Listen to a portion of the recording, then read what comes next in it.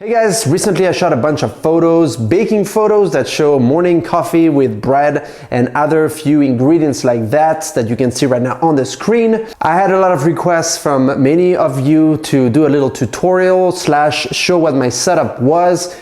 So I have a little problem is that I did that at home on my living room table, so I don't have that setup available right now, but I tried to reproduce it as close as possible. Also, part of the food was eaten meantime, so I have a little piece of bread left and a few little things, but I have enough to show you what setup I use, how you can do this at home without too much gear. Obviously, I'm gonna be using some flashes and some different gear, but you can totally do this with a way simpler setup, which I'm gonna show you as well. Without further ado, let's jump into the setup.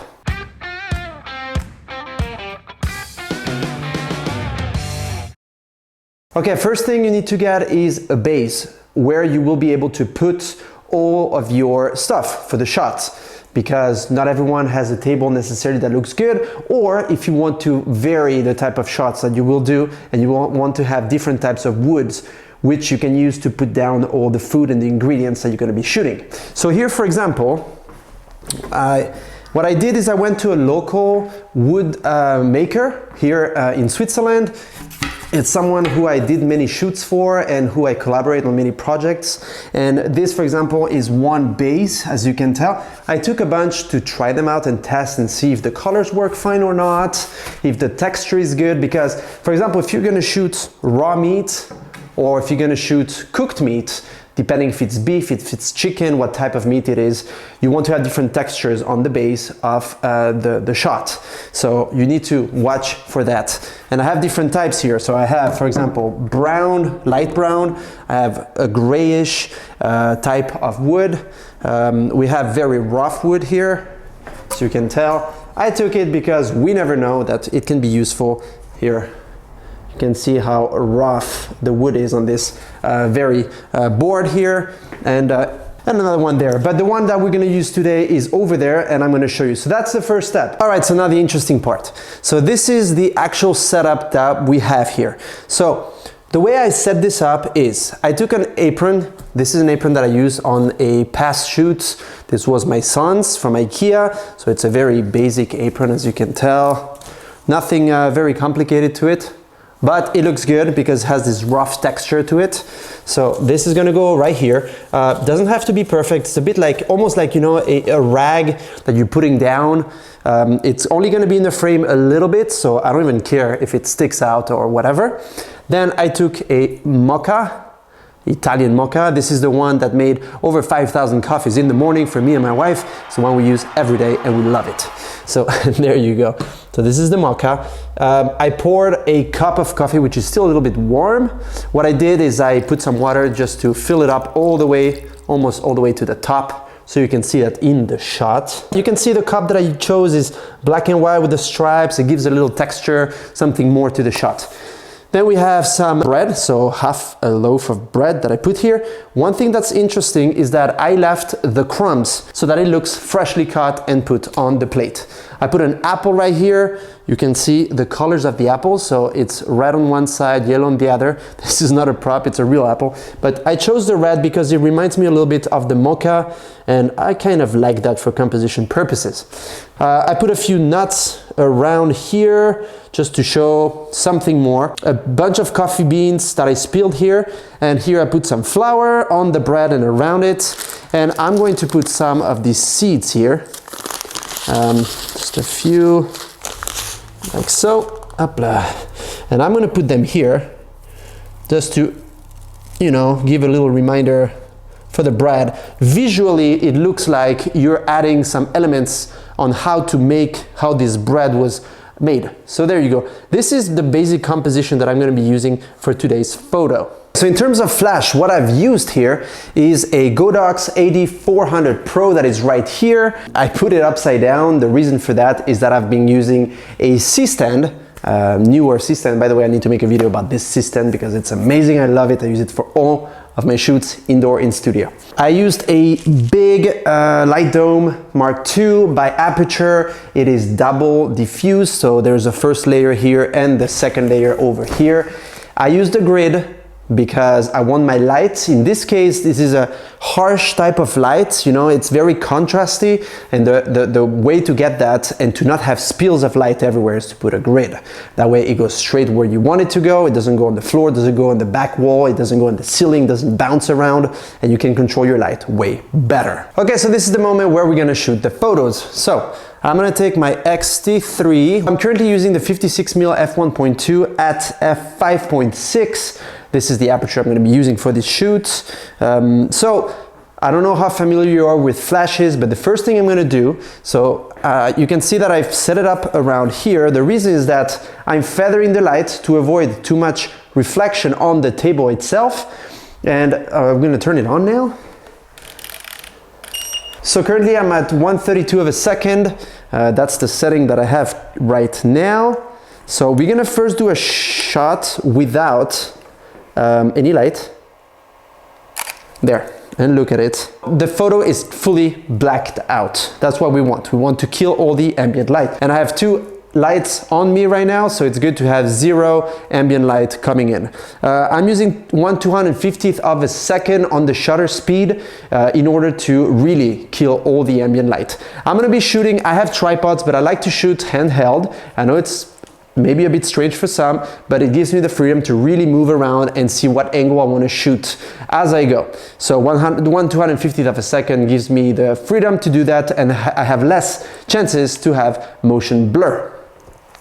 Okay, good. So now we're going to turn on the flash and we're going to do a test and see how this looks. So I'm going to focus on the level of the bread because this is kind of what I want to show in my picture.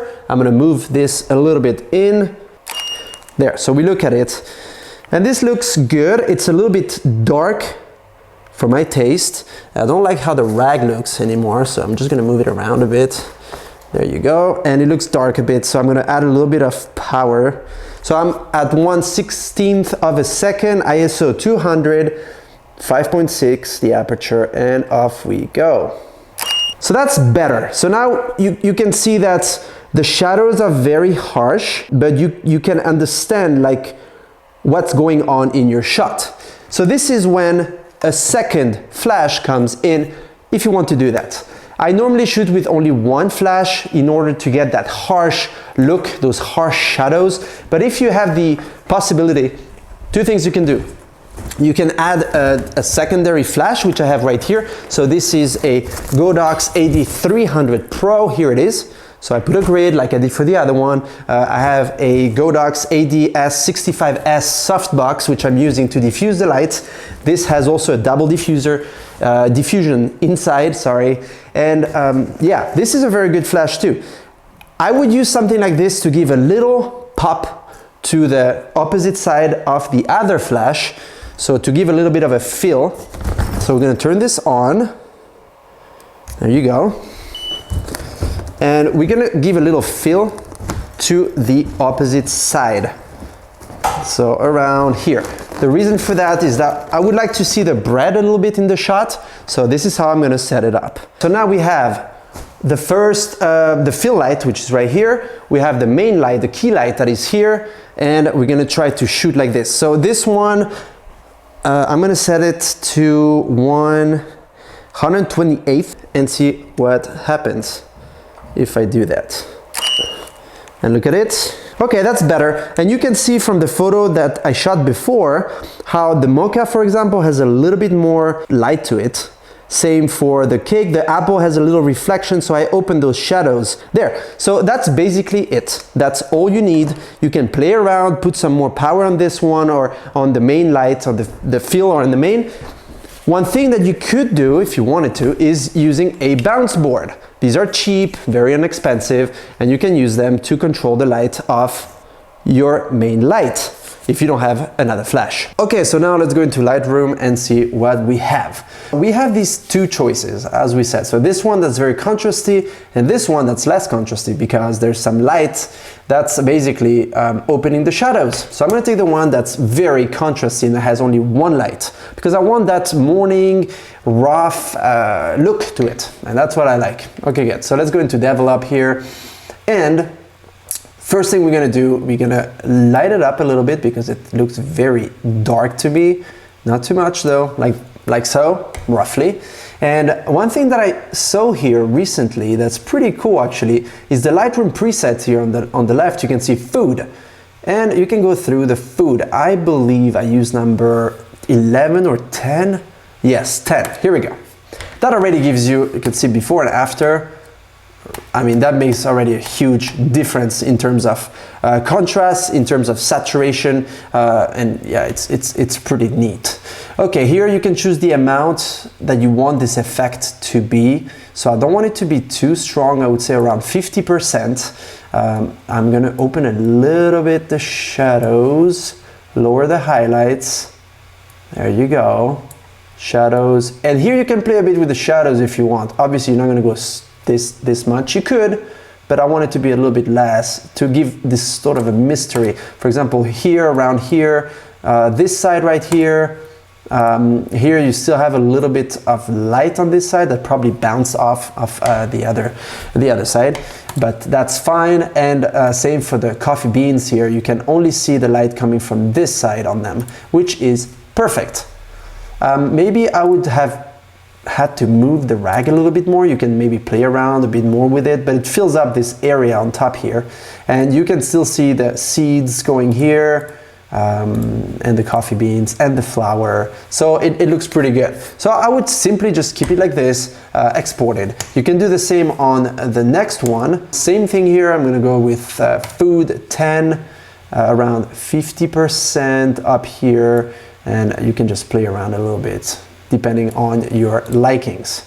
There you go, a little bit of contrast, lower the highlights. You can see on the mocha section here how different it is, and it's a different mood. I really like this mood. It's a bit more mysterious, but this one looks good too. So it's up to your liking. There you go. So that was my tutorial on how to take food photography to give that mysterious, contrasty look. I hope you enjoyed it. Subscribe to this channel if you didn't do it yet, and I see you in the next one. Bye.